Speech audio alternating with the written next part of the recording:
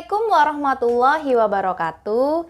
Bertemu lagi dengan Bu Fitri dalam channel Belajar Online, Solusi Belajar di Era Digital. Anak-anak, bagaimana kabarnya hari ini? Semoga selalu sehat dan tetap semangat belajar ya. Kali ini, Bu Fitri akan menyampaikan materi kelas 9, lanjutan dari video sebelumnya, yaitu teks deskripsi bagian kedua. Kalau begitu, langsung saja kita mulai materinya.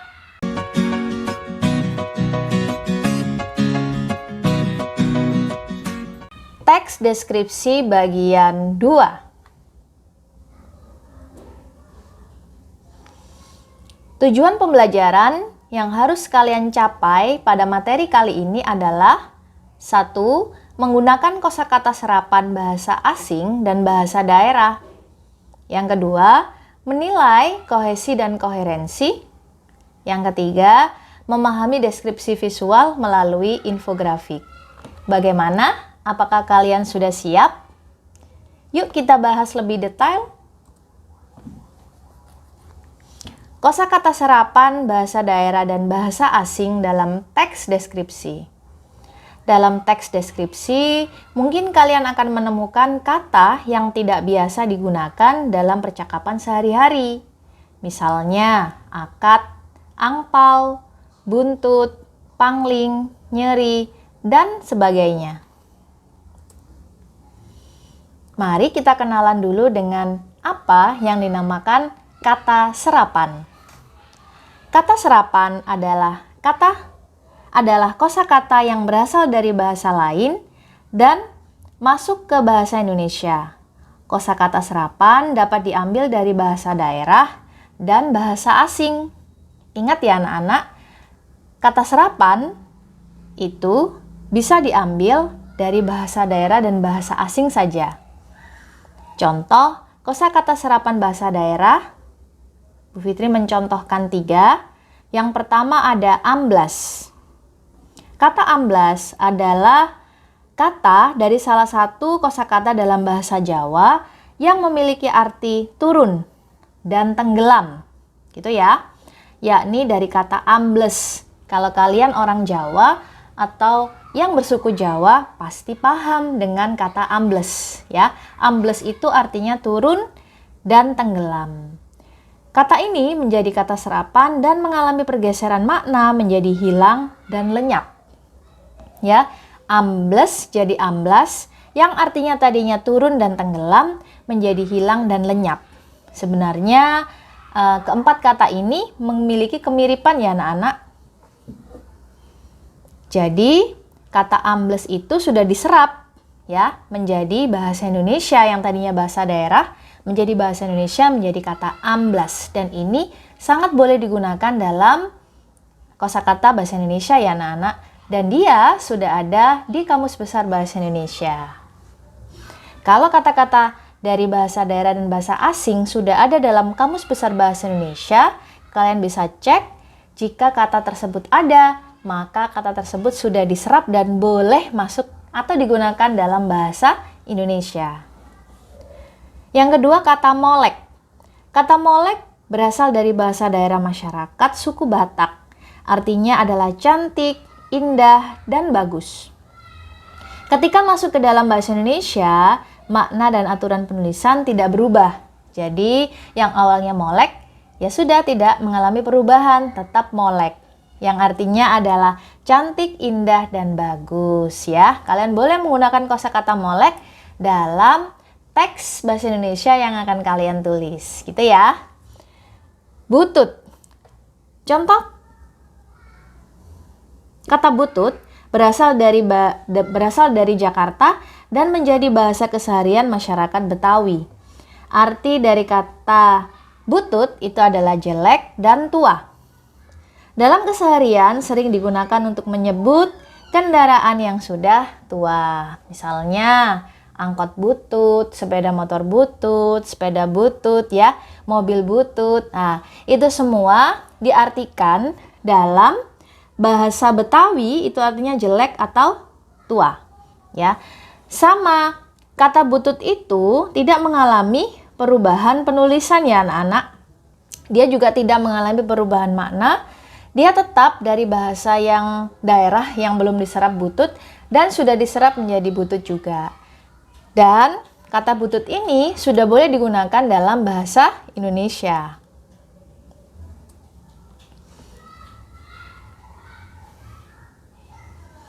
Oke, contoh kosakata serapan bahasa asing. Di sini ada beberapa bahasa asing yang Bu Fitri coba contohkan. Yang pertama ada access ya, atau akses adalah jalan masuk.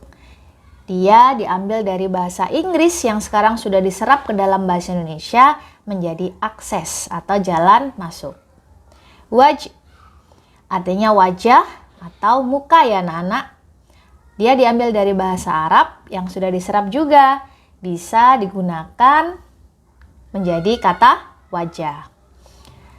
Absenti atau dalam bahasa Indonesia yang sudah diserap yaitu absensi, artinya ketidakhadiran. Dia ternyata dari bahasa Belanda. Janela sudah diserap dalam bahasa Indonesia yang artinya adalah jendela atau lubang angin atau ventilasi udara. Dia ternyata dari bahasa Portugis. Angpau. Dia sudah diserap menjadi bahasa Indonesia menjadi angpau. Artinya adalah amplop kecil tempat uang. Dia diambil dari bahasa Tiongkok. Nah, begitu kaya bukan anak-anak bahasa-bahasa di dunia ini yang dimana bahasa-bahasa asing itu bisa diserap ke dalam bahasa Indonesia dan bisa kita gunakan untuk menulis kumpulan kalimat menjadi beberapa paragraf atau teks. Gitu ya anak-anak. Memahami kohesi dan koherensi. Bu Fitri yakin kalian sudah tidak asing dengan kohesi dan koherensi. Tapi Bu Fitri mencoba untuk menambah pengetahuan kalian tentang dua kata tersebut. Pengertian kohesi adalah keserasian hubungan antar kalimatnya. Paragraf yang kohesi didapatkan dari keberhasilan penulisan yang menghasilkan rangkaian kata-kata serta kalimat yang efektif agar mempunyai hubungan yang baik satu sama lain. Ya, Bu Fitri coba artikan dulu ya. Sedangkan koherensi mengacu pada kesinambungan makna dari antar kalimat. Koherensi menyangkut pada kelogisan serta keterkaitan suatu paragraf. Tulisan yang koheren akan menghasilkan paragraf yang memiliki alur tulisan yang mudah dipahami pembaca. Ya, artinya dalam paragraf itu harus memiliki kohesi dan koherensi supaya paragraf yang kita baca itu menjadikan kita lebih paham maknanya. Kohesi dan koherensi, apakah kalian masih ingat dengan konjungsi yang sudah kita pelajari pada video sebelumnya? Ya, konjungsi adalah kata hubung atau kata sambung ya anak-anak. Salah satu fungsi konjungsi adalah membuat paragraf memiliki kohesi dan koherensi ya, memiliki keterkaitan. Paragraf yang baik itu memiliki kohesi dan koherensi memang anak-anak ya. Apa yang dinamakan dengan kohesi? Ciri-cirinya apa? Ciri-cirinya adalah yang pertama mengandung satu gagasan utama dalam satu paragraf atau dalam satu kohesi itu mengandung satu gagasan utama. Semua informasi yang kedua ya, semua informasi mendukung gagasan utama. Jadi ketika ada gagasan utama, jelas perpanjangannya adalah kalimat utama. Maka ketika ada kalimat utama, tentu ada kalimat-kalimat penjelas yang menjelaskan kalimat utama tersebut. Ya, kalimat utama bisa kalian pendekkan menjadi gagasan utama atau ide pokok. Sama dengan kalimat penjelas bisa kalian intikan atau pendekkan menjadi ide penjelas atau ide pendukung. Ya, kalimat-kalimat berhubungan erat dengan gagasan utama. Namanya juga ide-ide penjelas atau gagasan penjelas ya, maka dia ada kaitannya dengan gagasan utama, itu tentu. Ya, kemudian kalimat-kalimat merujuk pada kalimat pertama. Kebanyakan dia deduktif ya, kalimat utamanya ada di awal. Kemudian penjelasan selanjutnya tentang kohesi, ada pengulangan kata dari kalimat sebelumnya sebagai rujukan ya, sebagai penjelas bahwa kalimat kedua, tiga, dan seterusnya itu menjelaskan kalimat pertama. Ya, tentu ada pengulangan. Kemudian ada konjungsi antar kalimat atau kata hubung antar kalimat, yaitu oleh karena itu, oleh sebab itu, ya, akan tetapi, namun itu adalah konjungsi antar kalimat. Kemudian ada kata ganti orang. Kata ganti orang itu ada 3 ya anak-anak. Ada orang pertama, kedua, dan ketiga. Masing-masing memiliki tunggal dan jamak. Ya, ini adalah contoh dia merekanya. Ini adalah contoh kata ganti orang ke? Ya, 3. Benar. Ada kata ganti tunjuk. Kata ganti tunjuk ini ada ini, itu, yakni. Pengulangan kata dalam kalimat sesudahnya yang menjelaskan kalimat sebelumnya, kalian bisa menggunakan kata ganti atau kata rujuk ini ya untuk mengulang kalimat yang sebelumnya. Kemudian ada koherensi. Kalau koherensi ini ada kepaduan makna yang pertama, ya. Makna kalimat berikut berkaitan dengan makna kalimat berikutnya, ya. Kemudian ada pengulangan makna, informasi pada kalimat berikutnya, kalimat kedua, dan kalimat selanjutnya itu selalu berkaitan. Jadi, kalau dalam paragraf itu misalnya membicarakan tentang kebakaran hutan, maka harus sambung, tidak boleh membicarakan yang lain. Misalnya tentang kecelakaan. Nah, itu kan tidak sambung ya antara kebakaran hutan. Maka antara kalimat yang satu dengan kalimat yang lain itu harus terkait. Itu yang dinamakan dengan koherensi. Kita coba untuk memberikan contoh ya. Contoh kohesi sudah ada di atas yang kotak warna biru ya. Dendeng yang ada di piringku seperti kurang menarik. Padahal dendeng balado buatan ibu sangat lezat. Biasanya makanku selalu bertambah kalau ibu membuat lauk ini. Ya. Di sini sesuai penjelasan di slide sebelumnya, yaitu ada pengulangan kata. Apa yang diulang? Yaitu di sini ada kata dendeng. Dendeng diulang lagi di kalimat yang sama dalam satu kalimat ya anak-anak. Dendeng yang ada di piringku seperti kurang menarik. Padahal dendeng balado buatan ibu sangat lezat. Nah, kohesi dendeng pada kohesi ini bisa juga diganti dengan kata penunjuk ya anak-anak. Padahal masakan ini, itu sangat lezat, itu bisa diganti dengan kata ganti tunjuk.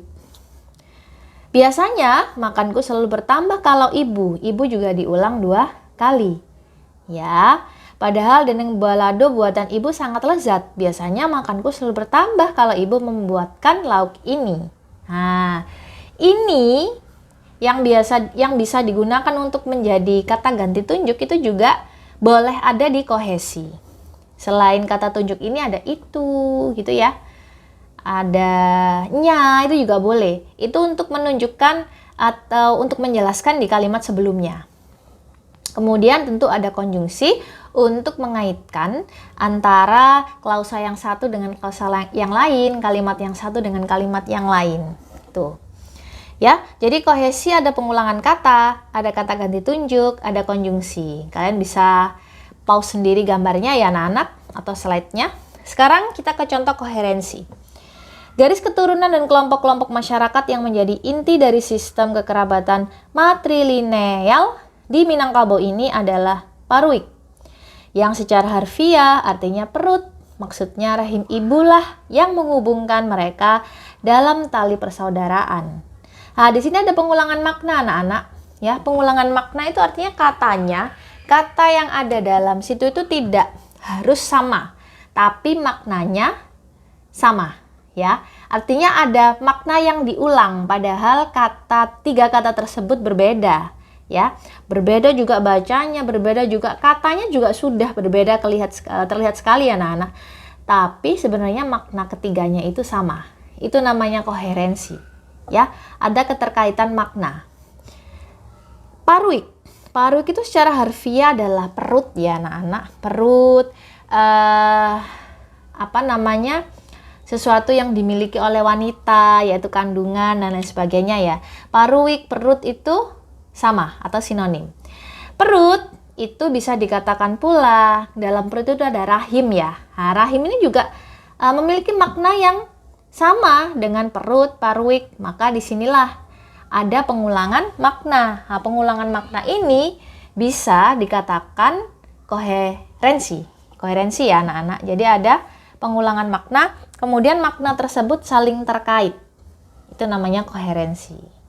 Bagaimana anak-anak? Apakah kalian sudah paham tentang kohesi dan koherensi dalam teks deskripsi? Ya. Sekarang contoh paragraf yang tidak memiliki kohesi. Kalau yang di slide sebelumnya, paragraf yang memiliki kohesi dan koherensi, sekarang ada contoh paragraf yang tidak memiliki kohesi. Bagaimana itu? Contohnya adalah saat mempelajari sensus penduduk, aku dan teman-teman di kelas berlatih mengisi formulir sesuai data. Banyak kolom yang harus kami isi, termasuk nama ayah dan nama ibu. Salah satu temanku heran mengapa nama belakangku sama dengan nama belakang ibuku, bukan ayahku. Aku ingat ada teman sekelas di sekolah dasar yang baru pindah dari sekolah lain. Namanya panjang, termasuk nama keluarga dan gelar kebangsawanan. Aku berpikir alangkah repotnya mengisikan nama sepanjang itu di formulir. Nah, kita lihat panah yang warna biru dan warna merah sesuai dengan tulisan yang telah dijabarkan dalam slide ini. Ada dua gagasan utama memang anak-anak. Yang pertama di panah warna biru, tulisannya warna hitam, tokoh mempelajari sensus penduduk. Ya, yang dibicarakan adalah seorang tokoh sedang mempelajari sensus penduduk. Benar ya anak-anak? Kemudian yang berwarna merah, tiba-tiba dia membahas yang lain. Tokoh teringat kejadian di sekolah dasar. Nah, ini berarti dia tidak memiliki kohesi. Saya ingatkan lagi, kohesi di sini ada pengulangan kata, kata ganti tunjuk dan konjungsi. Dia tidak memiliki konjungsi, ya. Kita lihat, agar ada kohesi, paragraf ini jadikan dua sesuai dengan gagasan utama masing-masing. Kemudian kalimat-kalimat tersebut disesuaikan lagi. Mungkin diberi pengulangan makna, diberi pengulangan kata, diberi kata ganti tunjuk, ini itunya, kemudian juga diberi konjungsi. Maka itu yang dinamakan dengan kalimat yang disesuaikan lagi sebagai pembenaran kalimat yang tidak memiliki kohesi. Ini ya anak-anak. Kemudian kita beralih ke contoh paragraf yang tidak memiliki koherensi atau keterkaitan makna atau pengulangan makna. Bagi orang Minangkabau, garis keturunan erat sekali hubungannya dengan adatnya. Khususnya berkaitan dengan perempuan. Menjaga budaya tradisional penting bagi bangsa Indonesia demi persatuan dan kesatuan. Perempuan dewasa atau ibu memiliki kedudukan yang tinggi dan menjadi lambang kehormatan keluarga. Ibu juga memiliki peran penting dalam mengambil keputusan dalam keluarga. Nah, agar koherensi kalimat yang tidak selaras ya, tidak sesuai, berwarna merah dihilangkan. Ya, karena kita sedang berbicara tentang hubungan ya anak-anak, hubungan yang erat sekali dengan adat, kemudian peran perempuan dewasa atau ibu memiliki kedudukan yang tinggi, rasanya tidak sesuai jika harus ditambahkan kalimat yang berwarna merah. Menjaga budaya tradisional penting bagi bangsa Indonesia demi persatuan dan kesatuan. Ini tidak sambung anak-anak. Maka dia dikatakan paragraf yang tidak memiliki koherensi karena dia tidak ada keterkaitan atau pengulangan makna, ya. Makanya dia dinamakan tidak selaras. Ketika kita hilangkan menjadi bagi orang Minangkabau garis keturunan erat sekali hubungannya dengan adatnya, khususnya berkaitan dengan perempuan. Perempuan dewasa atau ibu memiliki kedudukan yang tinggi dan menjadi lambang kehormatan keluarga. Ibu juga memiliki peran penting dalam mengambil keputusan keluarga. Keterkaitan atau pengulangan maknanya bisa perempuan dewasa atau ibu ini ya. Kemudian perempuan di sini, itu juga termasuk pengulangan makna. Pengulangan makna atau ada keterkaitan makna. Itu yang dinamakan dengan koherensi. Bagaimana anak-anak sudah paham tentang kohesi dan koherensi? Kalau kalian belum paham, kalian bisa pause video ini atau mengulang bagian yang diterangkan oleh Bu Fitri ya anak-anak. Sekarang kita memahami deskripsi visual dalam infografik.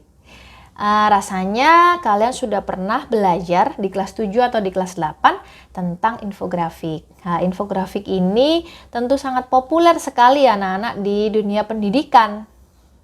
Infografik, apa yang dinamakan dengan infografik? Mari kita baca dengan detail. Infografik adalah informasi yang disampaikan dalam bentuk grafik. Dengan demikian, pendeskripsian suatu gagasan dapat disampaikan dalam bentuk yang lebih ringkas dan menarik. Kalau anak-anak bosan dengan tulisan deskripsi, maka kalian bisa loh membuat sebuah deskripsi itu menjadi infografik yang menarik, sehingga orang-orang tetap bisa merasakan teks deskripsi yang kalian buat, tapi versinya tidak teks, yaitu infografik. Nah, infografik ini biasanya disajikan dengan memadukan teks dan gambar sesuai komposisi warna yang menarik. Nah, kita lihat atau kita contohkan ya, infografik itu kira-kira seperti apa ya anak-anak? Ini adalah contoh infografik ya anak-anak, karena kita akan merayakan hari ulang tahun ke-79 RI. Bu Fitri coba ambil contoh yang berkaitan dengan tema tersebut karena mendekati ya. 2 skenario hari ulang tahun ke-79 Republik Indonesia ya. Ini ada gambar sesuai dengan tema pada judul ya, hari ulang tahun Republik Indonesia. Maka boleh ditambahkan gambar gedung, Istana Negara, bendera merah putih ya. Kemudian ada beberapa tulisan yang memang menjelaskan judul atau menjelaskan gambar yang sudah tertera dalam infografik. Gitu ya anak-anak. Ini supaya lebih manis, kalian boleh menambahkan foto orang yang memberikan komentar atau pendapatnya sesuai dengan infografik yang kalian tulis ya, atau kalian buat. Ini adalah contoh tipe keluarga, infografik dalam tipe keluarga. Ada ayah dan ibu, ada yang anaknya masih satu, laki-laki dan perempuan, ada yang tidak memiliki ayah, gitu ya. Ibu dan 2 anaknya saja, ini ada ayah dan 2 anaknya saja. Ini adalah gambaran atau salah satu contoh infografik yang menggambarkan tipe keluarga. Fitri punya satu contoh lagi, yaitu infografik anti kekerasan ya anak-anak. Penanganan kekerasan seksual wajib dilakukan. Nah, ini ada beberapa contoh atau ulasan ya yang berhubungan dengan judul. Pendampingan saat seorang anak itu mengalami kekerasan seksual, yang wajib dilakukan apa? Nah, kita bisa sampaikan loh ini dalam sebuah infografik supaya yang membacanya itu lebih menarik ya. Karena infografik itu bahasanya memang singkat, jelas, padat, dia diberi gambar ilustrasi supaya lebih menarik dan orang yang membacanya itu lebih memahami makna yang disampaikan oleh penulis. Di sini ada pendampingan, pendampingannya seperti apa, ini sudah dijabarkan. Kemudian ada perlindungan, perlindungannya bagaimana ya ketika ada anak yang mengalami kekerasan seksual. Kemudian ada pengenaan sanksi atau administratif, Kemudian ada pemulihan korban. Nah, ini ada beberapa penanganan kekerasan yang bisa dilakukan oleh orang lain yang kebetulan mengalami, dan ini bisa bermanfaat untuk mereka. Kita bisa menyampaikannya melalui infografik yang sudah kita buat. Begitu ya anak-anak. Cukup paham ya atau cukup mudah untuk kalian memahami infografik, karena infografik ini secara tidak langsung banyak sekali di kehidupan kita sehari-hari. Terima kasih anak-anak sudah mendengarkan penjelasan dari Bu Fitri.